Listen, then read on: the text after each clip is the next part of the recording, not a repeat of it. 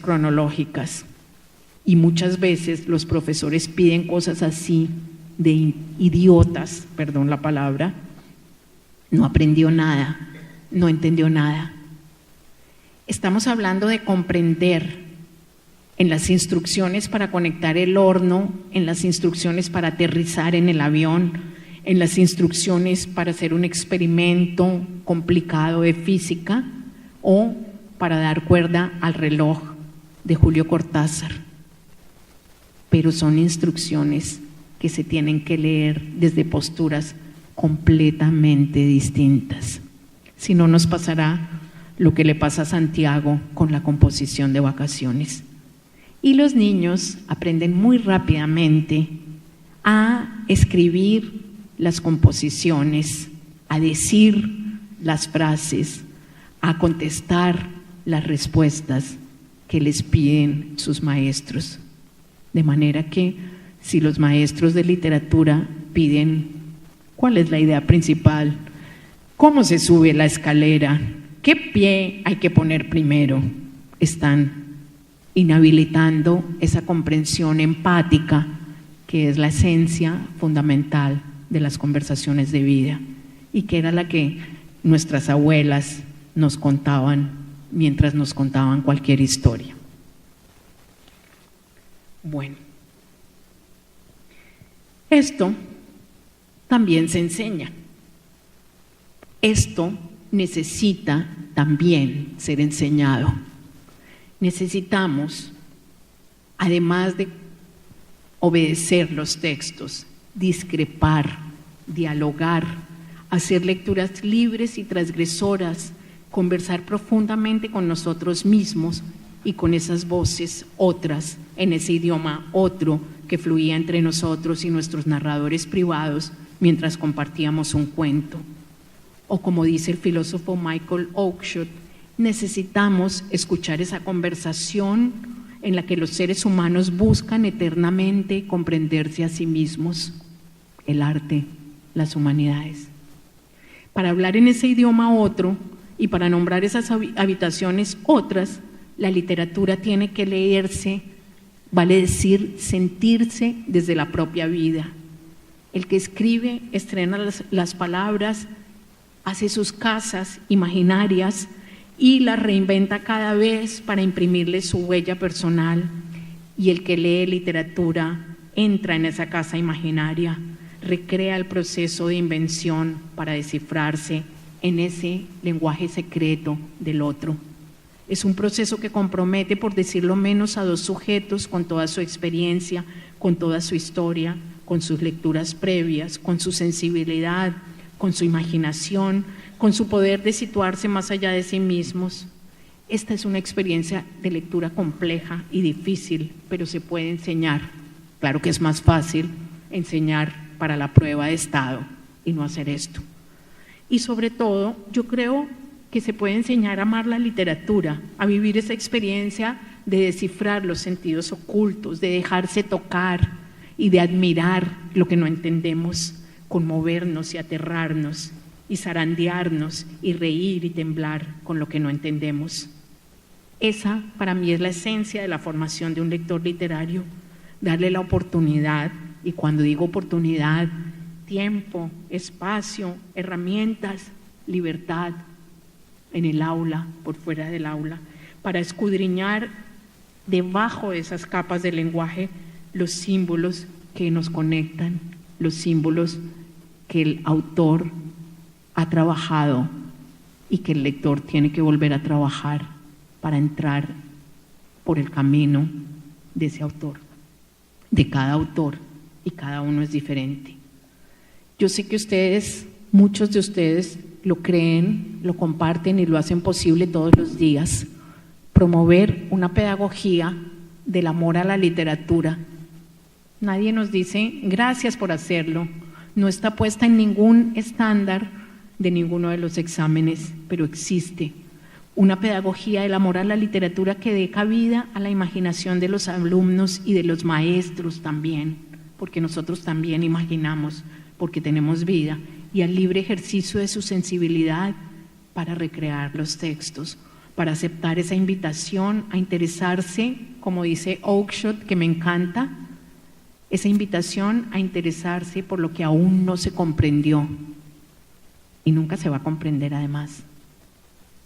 Esto de la muerte no lo vamos a comprender nunca y por eso tenemos que volver sobre eso. Esto del amor tampoco lo vamos a terminar de comprender nunca. Esto de la paz.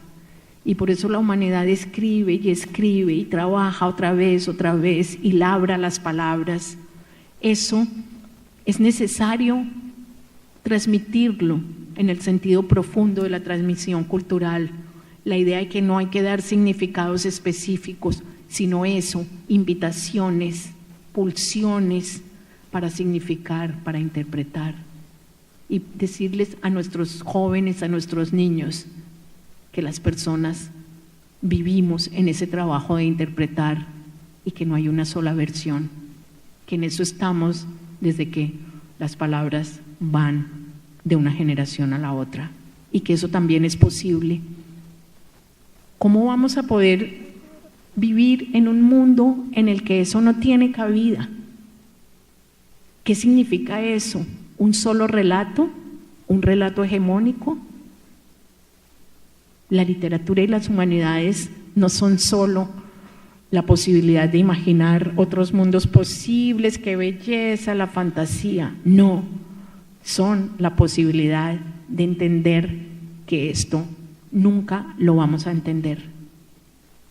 Son la posibilidad de quitarnos esa pátina de arrogancia y empezar a mirar todas las insinuaciones, todos los balbuceos humanos por comprender lo que no hemos comprendido.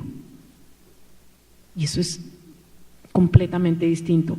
Eso lo enseñamos a estos chiquitines que van a una biblioteca a escoger un libro y que de pronto terminan escogiendo el libro que necesitan para que su mamá les lea esa noche, porque están odiando tener un hermanito y saben que en la barriga de la mamá hay un intruso horrible que viene y necesitan ese libro. Eso se aprende desde ahí, se aprende con esas voces. Ya casi voy a terminar.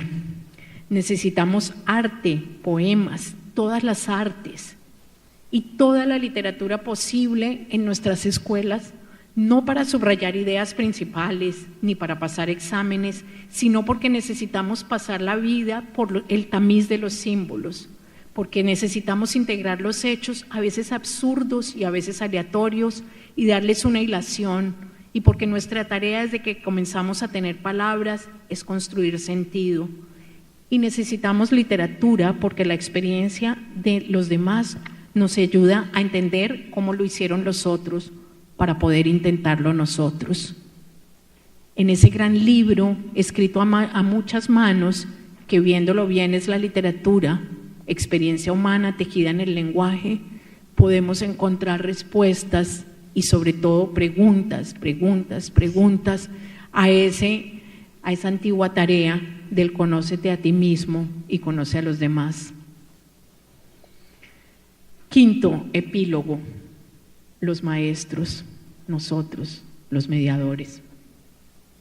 Quizás toda la vida seguimos leyendo para revivir ese ritual, ese triángulo amoroso que cada noche unía 3 vértices, un libro, un niño y un adulto.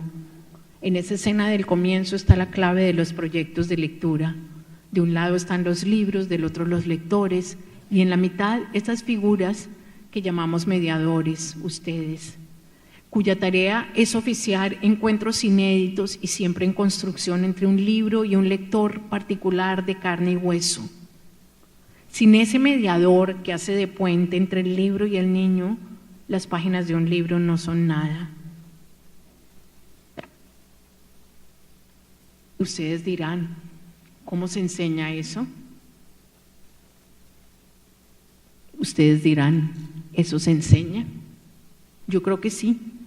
Que así como se enseñan y se aprenden números, vocales o competencias semánticas, sintácticas, es posible enseñar la experiencia esencial de la literatura, es decir, su poder para revelarnos sentidos ocultos y secretos, su posibilidad para hacernos sentir emociones, para conmovernos con las palabras de los otros, con las palabras que se vuelven de nosotros. Un maestro de literatura es como aquella figura del comienzo, un cuerpo que canta, como mi abuela, una voz que cuenta, una mano que inventa palacios y arquitecturas imposibles, que abre puertas prohibidas al mundo de Barba Azul y que traza caminos entre el alma de los libros y el alma de los lectores. Y para hacer su trabajo, ese maestro no puede olvidar que más allá de maestro es también un ser humano con zonas de luz y de sombra, con una vida secreta y una casa de palabras, una casa imaginaria que tiene su propia historia. Su labor, como la literatura misma, es riesgo e incertidumbre. Su oficio privilegiado es básicamente leer. Y sus textos de lectura no son solo los libros, sino también sus lectores, esas caras, esos ojos, quiénes son, cómo se llaman, qué buscan, a qué le temen, qué sueñan, se enamoraron. No se trata de un oficio, sino de una actitud de vida. No figura en los exámenes, ni en los textos escolares, ni en el manual de funciones, pero se puede enseñar. Ojalá quedara esa idea clara, que un maestro puede enseñar, vale decir, transmitir el amor por la literatura mediante su actitud vital, que es el texto por excelencia de sus alumnos. Cuando salgan del colegio y de la universidad y olvidan fechas y nombres, podrán recordar la esencia de esas conversaciones de vida que se tejían entre líneas, cuando su maestro sacaba un libro y compartía con ellos la emoción de una historia sin pedirles nada a cambio, porque en el fondo los libros son eso, invitaciones a conversar, y sobre la vida sí que es urgente, cada día más, en medio de este bullicio, de estos ringtones y de estas verdades unívocas, sobre la vida sí que es necesario aprender a conversar. Tal vez el tiempo, que siempre va tan deprisa, borre en sus estudiantes los rostros de ahora y las coordenadas del salón donde ustedes les leen cuentos sin pedirles nada a cambio, salvo sus caras de expectación, terror, asombro o deleite. Pero quizás cuando sean grandes lectores se acuerden de algún cuento entrañable que los marcó para siempre y de alguna voz que decía: érase una vez, érase que se era, en el país de Maricastaña, en un país muy lejano. Y nadie en ese momento estará ahí para ponerles a ustedes una condecoración, ni una medalla al mérito, ni para darles un ascenso, ni para dar fe de este milagro. Pero así es como se van haciendo los lectores, así se forma el lector literario, cuerpo a cuerpo, cuerpo y alma, cuento a cuento, en una habitación, en un salón de clase, en una biblioteca, conversaciones de vida, cuento por cuento y uno por uno. Muchas gracias.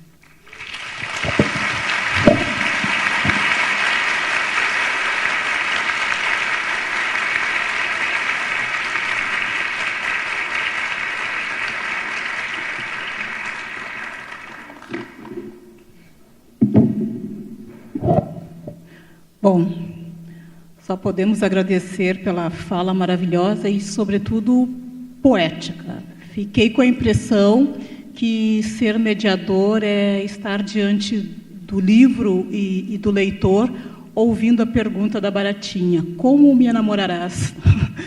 Mais ou menos isso. Vamos abrir agora para as perguntas, e eu acho que tem um microfone. Um pouquinho, um tempinho. Quantas perguntas? 3 perguntas? 2 perguntas? Sim. Eu acho que... Deixa eu passar aqui.